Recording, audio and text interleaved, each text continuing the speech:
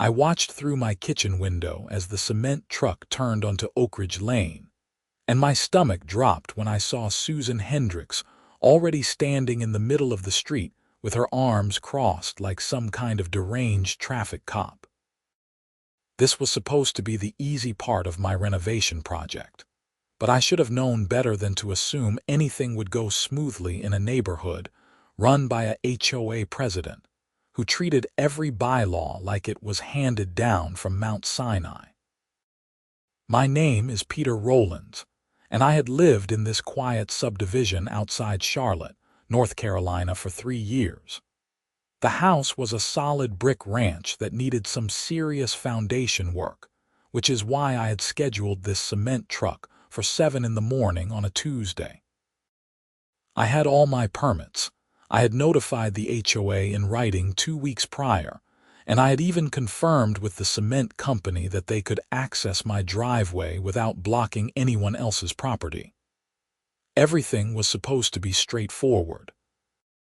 Susan was in her early 50s with that particular haircut that screamed entitlement, the one where the back is short and the front has these angular pieces that frame the face. She wore yoga pants despite never having set foot in a yoga class, and her oversized sunglasses sat perched on top of her head even though the sun was barely up. I grabbed my phone and headed outside, already feeling my blood pressure rising. The cement truck driver, a heavy-set guy named Dale according to the logo on his shirt, had rolled down his window and was trying to explain something to Susan. I jogged down my driveway to join them. "Madam, I just need to back into that driveway right there," Dale was saying, pointing at my house. "It will take maybe 2 hours, and then I will be out of your hair." "Absolutely not," Susan said, her voice sharp enough to cut glass. "This is a violation of HOA regulations. No commercial vehicles are permitted on residential streets during peak hours."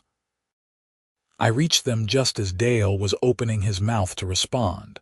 "Susan, what are you talking about? I submitted all the paperwork. You approved it yourself." She turned to me with that patronizing smile that made my teeth hurt. "Peter, I approved concrete work. I did not approve a massive truck blocking street access. This vehicle is far too large for our neighborhood roads." "It is a cement truck," I said slowly, trying to keep my voice level. "How exactly did you think they were going to pour the foundation? By hand with buckets?" "Do not take that tone with me. I am the HOA president, and I am responsible for maintaining property values and ensuring resident safety. This monstrosity is neither safe nor appropriate." Dale scratched his head and looked at me. "Look, buddy, I have got 3 more jobs today. Either I can pour this now, or you will have to reschedule, which probably means another 2 weeks minimum." 2 more weeks meant my entire renovation timeline would collapse. The foundation guys were scheduled to start framing next Monday, and they had already pushed me back once. I turned to Susan. "You are being ridiculous. Every house on this street was built with cement that came from a truck just like this one. That was before we had HOA regulations in place. Things are different now. We have standards." She pulled out her phone and started tapping on it. "I am documenting this attempted violation. If this truck does not leave immediately, I will be forced to take further action." "What action?" I demanded. "You are standing in a public street blocking a legitimate business from doing permitted work. If anyone is violating anything, it is you." Her eyes narrowed. "I will have you fined. I will put a lien on your property. I will make sure everyone in this neighborhood knows that you tried to bulldoze your way through established rules." Dale climbed down from his truck, and I could see he was losing patience. "I am going to call my dispatcher. This is above my pay grade." He walked a few feet away and got on his phone. I looked at Susan, really looked at her, and saw something I had seen before in her interactions with other neighbors. This was not about rules or property values. This was about power. Susan Hendricks lived for these moments when she could stand in the way of someone's plans and force them to bend to her will. "Susan, be reasonable. You approved the work. The truck is here. Just let him do his job." "No." She said it simply, flatly, with the confidence of someone who had never faced real consequences for their actions. Dale came back over. "My dispatcher says, if we cannot pour within the next 20 minutes, we have to leave and you reschedule. We have got cement in the mixer and it does not wait around." I felt panic rising in my chest. Rescheduling meant delays, which meant my contractor might take another job, which meant I could be looking at months of setbacks. I pulled out my own phone. "Fine. I am calling the police." Susan actually laughed. "Go ahead. They will tell you exactly what I am telling you. This is an HOA matter and I have final say over street usage." I dialed 911, and when the dispatcher answered, I explained the situation as calmly as I could.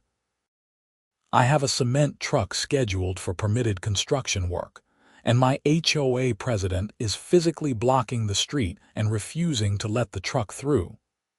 The dispatcher asked for the address and said they would send an officer.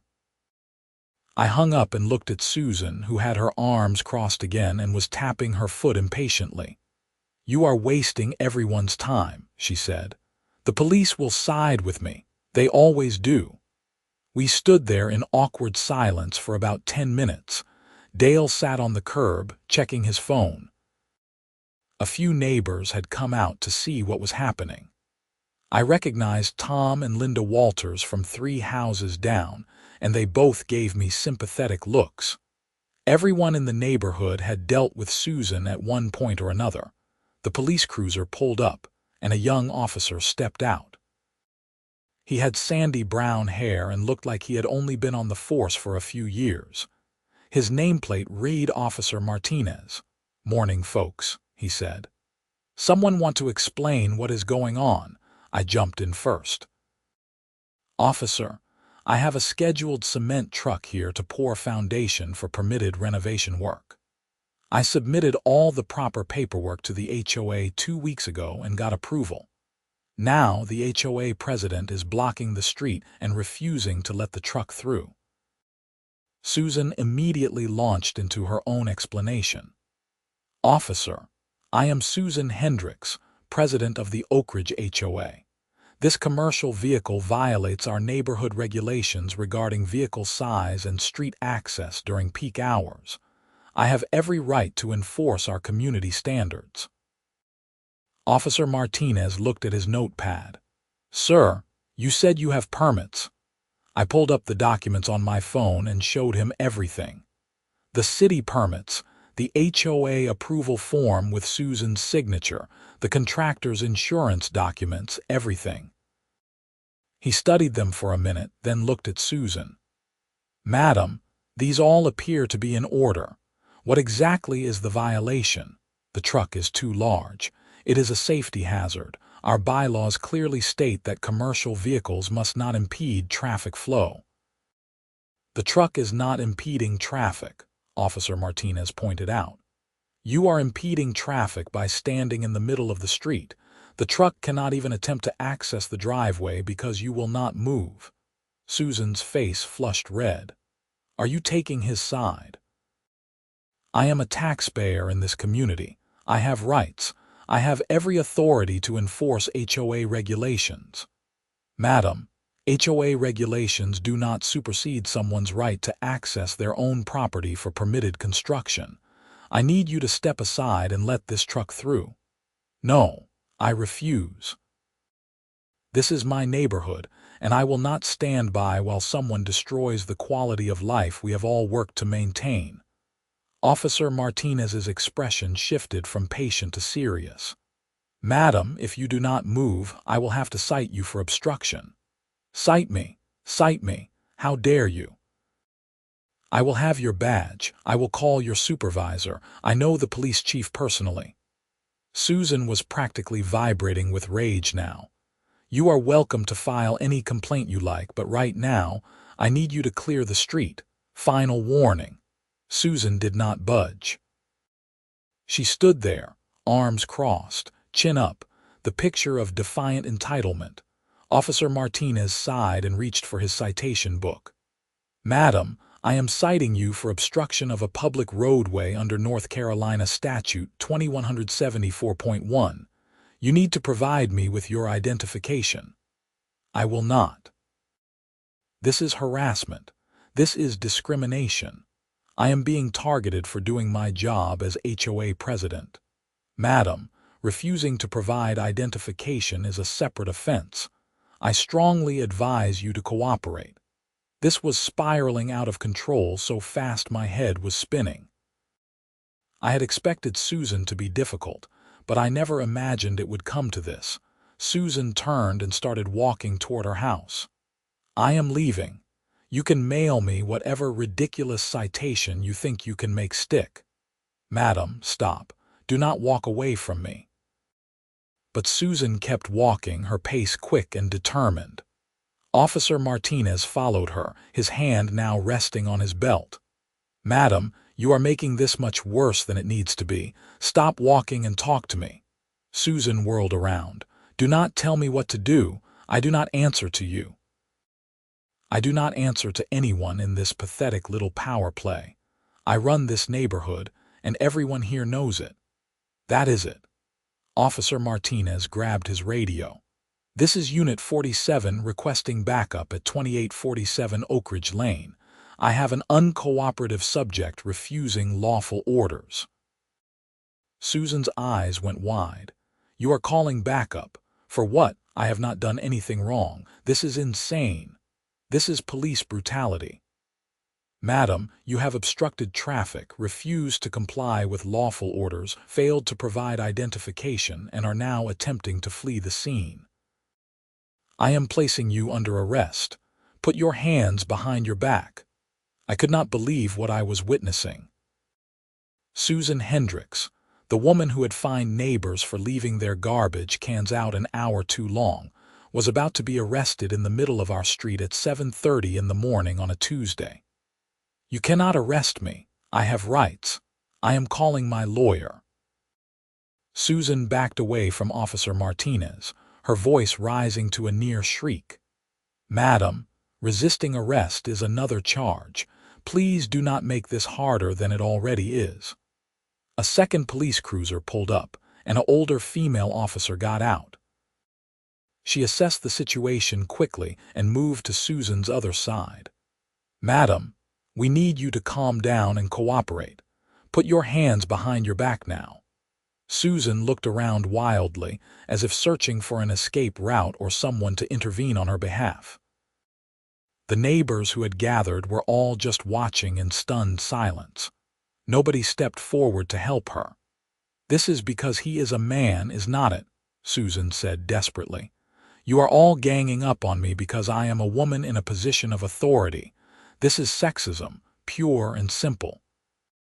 The female officer, whose nameplate read Officer Denise Warren, shook her head. "Madam, this has nothing to do with your gender. This has to do with your behavior. Last chance. Hands behind your back." Susan made a sound that was half sob, half scream, and finally, reluctantly, put her hands behind her back. Officer Martinez cuffed her while Officer Warren read her rights. The whole scene felt surreal, like I was watching a television show instead of real life. "Peter Rollins, this is your fault," Susan shouted as they led her toward the cruiser. "I will sue you for everything you have. I will make sure you never have a moment's peace in this neighborhood. You will regret this day for the rest of your life." They put her in the back of Officer Martinez's car, and she continued yelling, though the words were muffled now. Officer Warren walked over to me. "We will need a statement from you," she said. "And from the truck driver. This will probably go to court, so document everything." "I have it all on my phone," I said, holding up the device. I had started recording as soon as Susan refused to move. "Good. That will help. She is going to be charged with obstruction, resisting arrest, and possibly a few other things depending on what the DA decides." She will go before a magistrate today and they will set bail. Dale stood up from the curb. Can I pour this cement now, because I really do have other jobs? Officer Warren nodded. Go ahead. We are done here. The truck rumbled to life and Dale expertly backed it into my driveway. The whole pour took about 90 minutes, and the crew worked efficiently to smooth and level everything. I kept checking my phone, half expecting Susan's lawyer to show up or for some other disaster to strike, but nothing happened.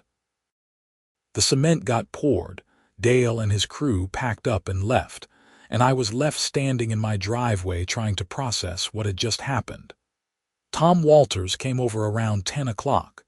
He was in his 60s, retired from banking, and had the calm demeanor of someone who had seen it all. That was quite the show this morning, he said. I still cannot believe it happened. I just wanted to pour some cement. Susan has been out of control for a while now. You know, she fined the Johnsons $500 because their daughter's car was parked in the driveway for 3 consecutive nights. I heard about that. Did not the daughter live there? Yes.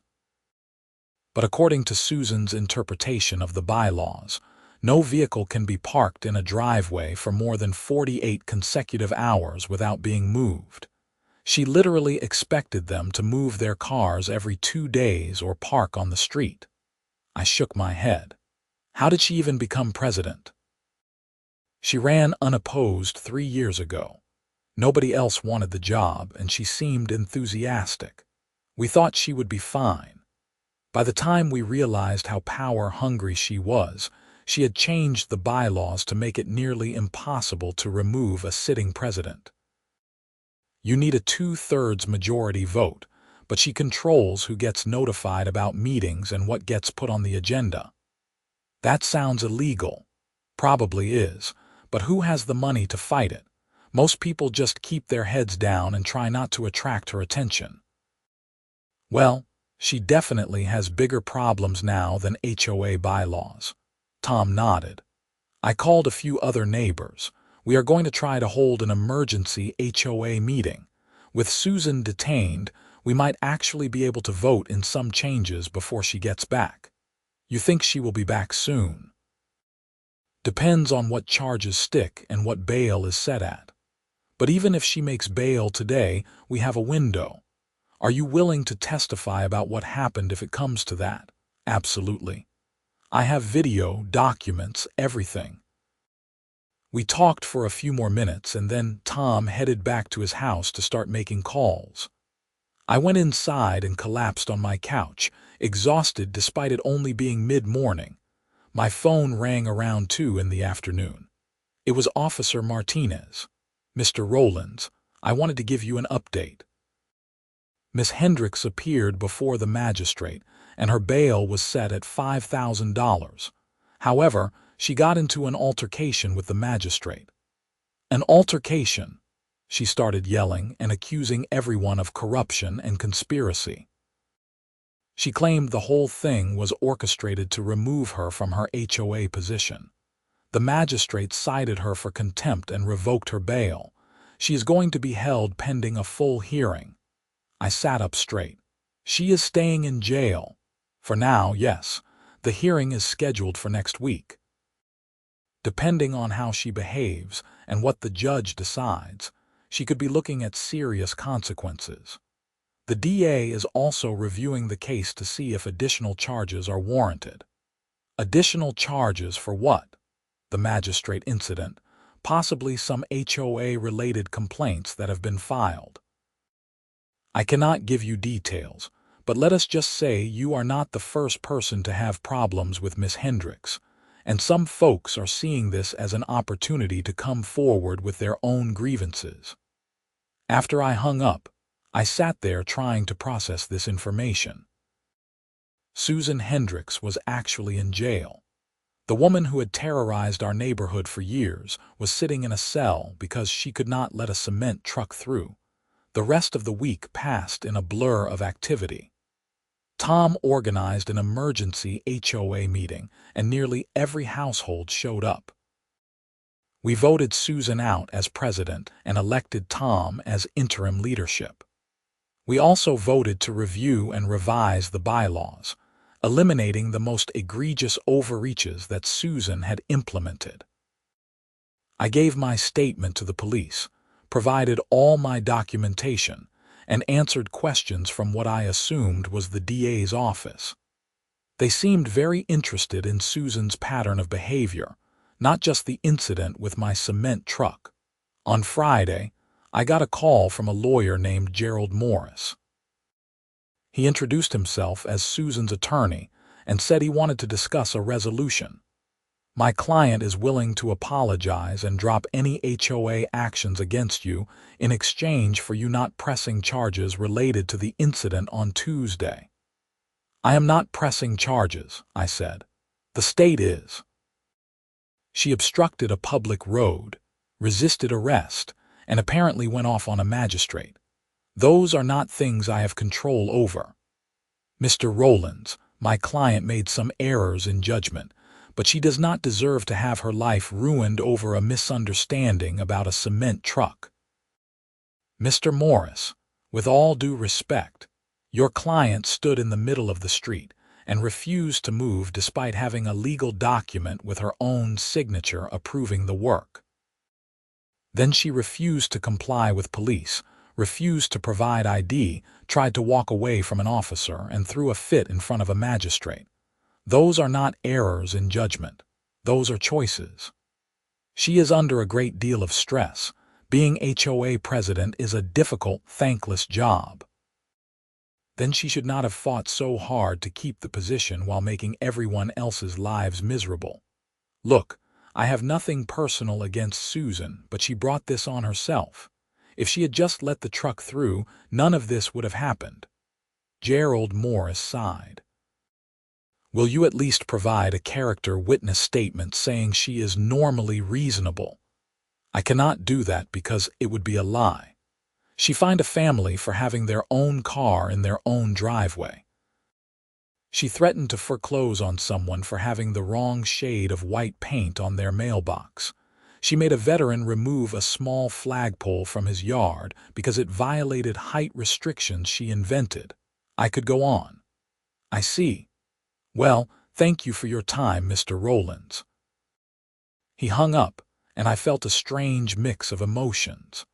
I did not enjoy seeing someone's life fall apart, but Susan had wielded her tiny amount of power like a weapon for years. Maybe this was the wake-up call she needed. The full hearing happened the following Tuesday. I was called to testify, along with Officer Martinez, Officer Warren, and Dale, the cement truck driver. The courtroom was surprisingly full. I recognized at least a dozen people from the neighborhood, all there to watch. Susan sat at the defense table in an orange jumpsuit, looking tired and defeated. Her hair was flat, her face bare of makeup, and the imperious confidence that usually surrounded her like armor was gone. The prosecutor, a sharp woman named Amanda Chen, laid out the case methodically. She played the video from my phone, showing Susan refusing to move, refusing to cooperate with officers, and making threats. She introduced the permits and approvals into evidence. She had Officer Martinez describe the escalation and the subsequent scene with the magistrate. Then she did something I did not expect. She called 3 other neighbors to testify about Susan's pattern of behavior as HOA president. They described fines for minor infractions, threats of foreclosure, harassment, and abuse of power. One elderly woman broke down crying as she described how Susan had fined her repeatedly while she was recovering from cancer treatment because her lawn was not maintained to HOA standards, even though the woman had been too sick to do yard work and could not afford to hire someone. Gerald Morris tried to paint Susan as a dedicated volunteer who took her responsibilities seriously, but it fell flat. The evidence was too overwhelming, and Susan herself did not help matters. When given the chance to speak on her own behalf, She launched into a rant about how the neighborhood had turned against her, how nobody appreciated her sacrifices, and how this was all a conspiracy to undermine her authority. The judge, a stern-looking man in his 60s named Judge Harold Stevens, listened to everything without much visible reaction. When it was time for him to rule, he did not mince words. Miss Hendricks, what started as a simple dispute over a cement truck has revealed a pattern of behavior that is deeply troubling. You have used your position as HOA president not to serve your community, but to exercise power over your neighbors in ways that are often petty, sometimes cruel, and in this case, illegal. Susan started to speak, but Judge Stevens held up his hand. I am not finished. When law enforcement attempted to resolve the situation peacefully, you escalated at every turn. You refused lawful orders, you attempted to flee, and then when brought before a magistrate, you showed nothing but contempt for the legal process. This court takes such behavior very seriously. He looked down at his notes. On the charge of obstruction of a public roadway, I find you guilty. On the charge of resisting arrest, I find you guilty. On the charge of contempt of court, I find you guilty. I am sentencing you to 90 days in county jail with credit for time served. A gasp went through the courtroom. Susan's face went white. Your Honor, please. Gerald Morris stood. 90 days is excessive for a first-time offender. Your client has shown no remorse, no understanding of why her behavior was problematic, and no indication that she would not engage in similar conduct in the future. 90 days. However, I am willing to suspend 30 days of that sentence on the condition that Miss Hendricks complete anger management classes and community service upon release. That means she will serve 60 days.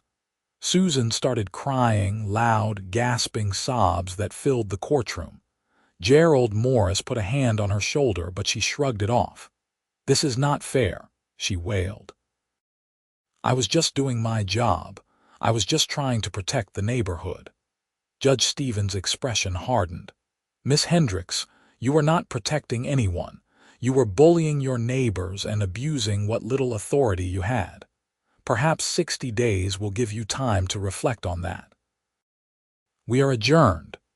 The bailiff led Susan away, still crying. I sat there feeling numb. 60 days. She was going to be in jail for 2 months because she would not let a cement truck through. Outside the courthouse, several neighbors came up to thank me. Tom Walters shook my hand firmly. You did the right thing, he said, standing up to her, not backing down. A lot of people wanted to, but they were too afraid. I just wanted to fix my foundation, I said, and you will. But you also helped free the whole neighborhood from a tyrant. That is worth something. Over the next few weeks, life in Oak Ridge slowly returned to normal, except it was a better normal. Tom proved to be an excellent HOA president, focused on actual community improvement rather than enforcing arbitrary rules. We had a neighborhood barbecue, the first in years, and the mood was lighter than I had ever seen it. My foundation work got completed on schedule. The crew framed the addition, and by the end of the month, my renovation was well underway. Every time I looked at that fresh cement, I thought about that Tuesday morning and how quickly things had spiraled. I followed Susan's case loosely through local news reports. She served her full 60 days, which actually ended up being 6 weeks with good behavior credits and some kind of formula I did not fully understand. When she was released, she put her house up for sale immediately and moved out of state to live with a sister in Arizona. The sale happened fast, and the new owners were a young couple with a toddler who seemed perfectly pleasant. The HOA held elections for a permanent president, and Tom won by a landslide. We reformed the bylaws, making them reasonable and focused on genuine community concerns like safety and maintenance, rather than micromanaging every aspect of residents' lives. The neighborhood felt like an actual community for the first time since I had moved in. About 3 months after the arrest, I was working in my yard when a car pulled up that I did not recognize. A woman in her 40s got out, looking hesitant. "Are you Peter Rollins?" she asked. "I am. Can I help you? My name is Janet Hendricks. I am Susan's sister." I straightened up, not sure what to expect. "Okay. I wanted to come talk to you in person. Susan is living with me now in temp, and she has been going through a lot of therapy. Court mandated at first, but she is continuing with it on her own. She has asked me to deliver a message to you." Janet pulled out an envelope. "This is a letter from her. She wanted me to read it to you first, in case you did not want to open it, and to answer any questions you might have." "Go ahead." Janet opened the envelope and began reading. "Peter, I know that no apology can undo the harm I caused you and the other residents of Oak Ridge. I have spent a lot of time thinking about my behavior, and I have come to understand that I was using the HOA presidency to fill a void in my own life. After my divorce, I felt powerless and adrift. The HOA gave me structure and authority, and I became addicted to that feeling of control. I took it too far. I hurt people who were just trying to live their lives. I was especially wrong about the cement truck. You had done everything correctly, and I blocked you anyway because I could not stand the idea of anyone questioning my decisions. I am truly sorry for the chaos I caused in your life and the lives of everyone in the neighborhood. I am working on myself, and I hope that someday I can be the kind of person who helps her community instead of terrorizing it. I do not expect forgiveness, but I wanted you to know that I understand what I did wrong. Susan." Janet folded the letter and held it out to me. I took it, not sure what to say. "How is she doing?" I finally asked. "Better, honestly. The jail time was hard on her, really hard, but it also broke through a lot of denial. She is working part-time at a library, seeing a therapist twice a week, and taking medication for anxiety and depression. She has a long way to go, but she is trying. That is good, I mean it. I never wanted her life to be ruined. I just wanted to pour some cement." Janet smiled sadly. "I know. That is what makes this whole thing so tragic and so absurd. If she had just let that truck through, none of this would have happened. But maybe she needed something this dramatic to wake her up. She was on a bad path, and it was only going to get worse." We talked for a few more minutes, and then Janet got back in her car and drove away. I stood there holding the letter, thinking about how a single decision, a single moment of stubbornness had changed someone's entire life trajectory. That evening, I showed the letter to my girlfriend, Olivia Thompson. We had started dating a few months before all the HOA drama, and she had been supportive through the whole ordeal. "What are you going to do with it?" she asked. "I do not know. Part of me wants to just throw it away and move on. But another part of me thinks maybe I should write back, tell her I appreciate the apology." "Do you appreciate it?" I thought about it. "Yeah, actually, I do. It takes guts to admit you were wrong, especially when admitting it means acknowledging you did some really terrible things." She could have just slunk away and blamed everyone else. Instead, she is actually trying to change. Then write back. You do not have to be her friend or even forgive her completely, but acknowledging her effort seems like the right thing to do. So I did. I wrote a short letter explaining that I accepted her apology and hoped she continued to work on herself. I mailed it to the address Janet had given me, and I felt a sense of closure that I had not expected. The months rolled on, and Oak Ridge became a genuinely nice place to live. We started having regular community events. People looked out for each other, and the HOA focused on things that actually mattered. Tom organized a community garden. We got new lighting installed on the walking paths, and we even negotiated better trash service rates by coordinating as a neighborhood. My renovation finished in the fall, and I had a small gathering to show off the work. The addition looked fantastic, the foundation was solid, and every time I walked through that new space, I thought about how much had changed since that Tuesday morning when a cement truck became the catalyst for a neighborhood revolution. Dale, the cement truck driver, actually came to the gathering. I had invited him on a whim, thinking he would never show up, but he did. He brought his wife, and they seemed genuinely touched to be included. "You know, I have been doing this job for 20 years, Dale said, sipping a beer on my new patio. I have dealt with all kinds of crazy, people who do not want trucks on their street, people who complain about the noise, people who do not want to pay after the work is done. But I have never seen anyone get arrested and go to jail over blocking a cement truck. That was wild. It was definitely not how I expected the day to go. I told everyone at the company about it. They think I am making it up. I should have taken video." "I have video," I said. "Want to see it?" So we stood there on my patio, watching the whole scene play out on my phone. Dale's wife could not stop shaking her head. "That woman needed help," she said. "I mean, who gets that worked up over a truck?" "Someone who had lost perspective on what actually matters," I said. But apparently she is getting that help now. The party went late into the evening, and as I stood there surrounded by neighbors who had become friends, I felt grateful for the whole experience, as bizarre and stressful as it had been. Sometimes it takes a crisis to reveal what really matters, and sometimes standing up for yourself, even when it is just about pouring cement, can change everything. A year after the incident, I got another letter from Susan. This one was longer, more detailed. She wrote about her therapy, her new job at the library, and how she had joined a support group for people working on anger and control issues. She had started volunteering at a women's shelter, helping residents navigate bureaucracy and paperwork. She said it felt good to use her organizational skills to help people instead of controlling them.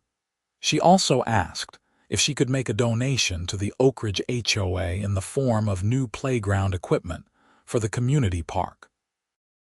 She did not want recognition, just wanted to give something back to the community she had harmed. I brought it up at the next HOA meeting, and after some discussion, we agreed to accept the donation. A month later, new swings, a slide, and a climbing structure were installed. We put up a small plaque that said, "Donated by a friend of the community," at Susan's request. Tom called it a fitting end to the saga. She took from this neighborhood for years, and now she is giving back. Even if she is doing it from Arizona, it is something. I agreed, though I also thought it was more than that. It was proof that people could change, that hitting rock bottom could be the start of building something better. Susan Hendricks had spent 6 weeks in a county jail cell because she could not let go of her need for control. But that experience had forced her to confront who she had become and who she wanted to be. As for me, my house renovation was complete. My foundation was solid in more ways than one. And I had learned that sometimes the most important battles are the ones you do not want to fight. I had just wanted to pour cement, but I had ended up standing up to a bully, helping free a neighborhood from tyranny, and maybe, in a small way, helping someone find a path to redemption. The cement that Dale poured that Tuesday morning became the literal foundation of my home addition, but it also became a metaphor for everything that followed. You build on solid ground, you stand firm when challenged, and sometimes the smallest things, a cement truck, a stubborn HOA president, a moment of refusal to back down, can change the course of multiple lives. Life in Oak Ridge continued peacefully. The young couple who bought Susan's house, Michael and Stephanie Carson, fit right into the neighborhood. They were friendly, reasonable, and their toddler brought life to the community. Watching their kid play on the playground equipment that Susan had donated, I sometimes wondered if she knew how her story had ended up having a positive impact despite everything. I never saw Susan Hendricks again in person. We exchanged a few more letters over the following year, and they gradually became less about apologies and more about life updates. She told me about books she was reading, classes she was taking, challenges she was facing in therapy. I told her about the neighborhood, about changes we were making to the HOA, about how Tom was doing as president. It was not exactly friendship, but it was something. Connection, maybe. Understanding. The last letter I received from her came 2 years after the cement truck incident. She wrote that she was moving from her sister's house into her own apartment, that she had been promoted to a supervisory position at the library, and that she was dating someone she had met in her support group. She sounded hopeful, grounded, like a different person than the woman who had stood in the middle of Oak Ridge Lane with her arms crossed and her chin up, refusing to let anyone challenge her authority. "I think about that morning often," she wrote. "How different my life would be if I had just let that truck through. But I also think about how miserable I was, how desperately unhappy, and how I was making everyone around me unhappy too. In a strange way, that cement truck saved my life. It forced me to face consequences for the first time in years. It broke through the shell I had built around myself. I would not wish jail on anyone, but I needed that wake-up call. I needed to lose everything to understand what actually mattered. Thank you for not backing down, Peter. I know you were just trying to fix your house, but you ended up helping fix me too. I hope Oak Ridge is thriving. I hope you are happy in your home, and I hope you know that your kindness in responding to my letters meant more to me than I can express. Susan." I folded that letter carefully and put it in a drawer with the others. Olivia, who had moved in with me by then, asked if I was going to write back. "I do not think I need to," I said.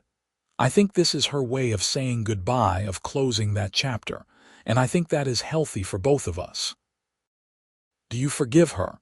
I thought about it for a long time before answering. "Yeah, I do. Not because what she did was okay, but because she did the work to change. She did not just apologize. She actually became a different person. That is rare. That is worth forgiving." 3 years after the incident, Tom decided to step down as HOA president. He had done an incredible job, but he and Linda wanted to travel more and spend time with their grandchildren.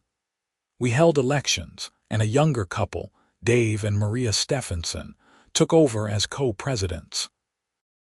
They continued the community-focused approach that Tom had established, and Oak Ridge continued to thrive. I sometimes thought about how close we had all come to living under Susan's increasingly erratic rules indefinitely. If I had just rescheduled the cement truck, if I had not called the police, if Susan had not escalated things so dramatically, the neighborhood might still be under her thumb. It was a sobering thought, but that is not what happened. What happened was a cement truck arrived on a Tuesday morning, a woman refused to let it pass, and a cascade of consequences followed that changed multiple lives and freed an entire community. It was absurd and serious, trivial and profound, all at the same time. My foundation held solid. The addition to my house became my favorite space, a home office with big windows overlooking the backyard. I worked there every day, and sometimes, when I was sitting at my desk, I would think about the events that made that room possible. Not just the construction and the permits and the contractors, but the confrontation, the arrest, the trial, the aftermath.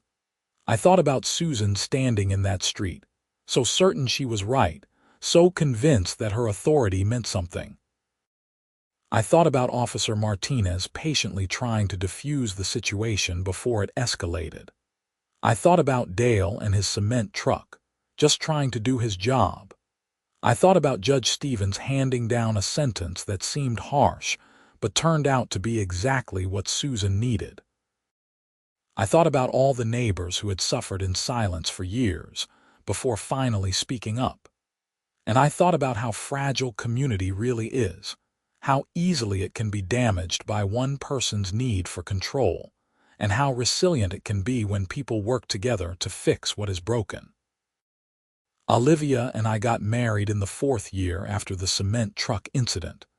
We had the ceremony in our backyard, and half the neighborhood came. Tom gave a toast that referenced the whole saga in a light-hearted way, joking that our foundation was both literally and figuratively solid. Everyone laughed, and it felt good to look back on that time with humor instead of anger or stress. We had a kid of our own eventually, a daughter we named Emma. When she was old enough to play in the community park, I would watch her on those swings and that climbing structure that Susan had donated. And I would think about redemption and second chances, and how life rarely follows the script we expect. I never told Emma the full story of how that playground equipment came to be there. Maybe I will someday, when she is old enough to understand the complexity of it. Or maybe it will just be part of the neighborhood lore, a strange chapter in Oak Ridge's history that people remember with a mix of disbelief and amusement. The cement truck incident, as everyone called it, became a cautionary tale and a success story depending on how you looked at it. Cautionary because it showed what happens when small authority goes to someone's head. A success story because it demonstrated that communities can stand up to bullies, that people can change, and that sometimes chaos leads to growth. 5 years after that Tuesday morning, I was elected to the HOA board myself. I never wanted to be involved in HOA politics, but people asked, and I felt like I owed it to the neighborhood to help maintain the positive culture we had built. My role was mostly administrative, helping coordinate maintenance and organize events, but I took it seriously without taking it too seriously. I had learned from Susan's example what not to do. Sometimes, late at night, I would wonder what Susan's life looked like now, if she was happy, if she ever thought about Oak Ridge, if that cement truck crossed her mind as often as it crossed mine. I hoped she was doing well. I hoped she had found peace and purpose. I hoped she had learned that real authority comes from service, not control, and that the best communities are built on cooperation, not fear. The cement that Dale poured that morning remained the foundation of my home, solid and unmovable, supporting the structure above it. It was a good metaphor for what we had built in Oak Ridge, a solid foundation of mutual respect and genuine community that could support whatever came next. And whenever I saw a cement truck on the street, driving past without incident, just doing its job, I smiled and thought about how such an ordinary thing had become the catalyst for such an extraordinary chain of events. Life is funny that way. You never know which Tuesday morning is going to change everything. You never know which small stand you take will turn into something bigger. You never know when defending your right to pour cement will end up defending an entire community's right to live in peace. In the end, that is what it was really about. Not cement or trucks or HOA rules or even Susan Hendricks and her need for control. It was about people having the right to live their lives without unreasonable interference. It was about the difference between leadership and tyranny. It was about consequences and redemption, and the messy, complicated process of building a community where everyone can thrive. The story could have ended so many different ways. Susan could have let the truck through, and none of the drama would have happened. But then the neighborhood would have remained under her increasingly authoritarian rule, and who knows what would have happened eventually. Or Susan could have stayed unrepentant and the story would have been just sad. A cautionary tale about someone who destroyed their own life through stubbornness and ego. Instead, the story ended with growth and change and hope. A tyrant became a person working on redemption. A neighborhood became a genuine community. A cement truck driver got a crazy story to tell his coworkers, and I got a solid foundation for my house and an unexpected understanding of how complicated people and situations can be. Years would pass, and the cement truck incident would fade into neighborhood history, a story that got told at barbecues and block parties, embellished and simplified until it became almost mythical. The newer residents who did not live through it would hear the tale and shake their heads in disbelief. An HOA president arrested for blocking a cement truck. 6 weeks in jail. It sounded made up, too absurd to be real. But those of us who were there would remember the truth of it, the complexity and the chaos, and the unexpected consequences that rippled out from one woman's refusal to move out of the middle of the street. We would remember, and we would carry the lessons forward, trying to build something better from the wreckage of what came before. And somewhere in Tempe, Arizona, Susan Hendricks would be living her life, carrying her own memories and her own lessons, hopefully building something better for herself too. The cement truck that she blocked and the arrest that followed had derailed her life completely, but maybe, just maybe, they had also set her on a better track eventually.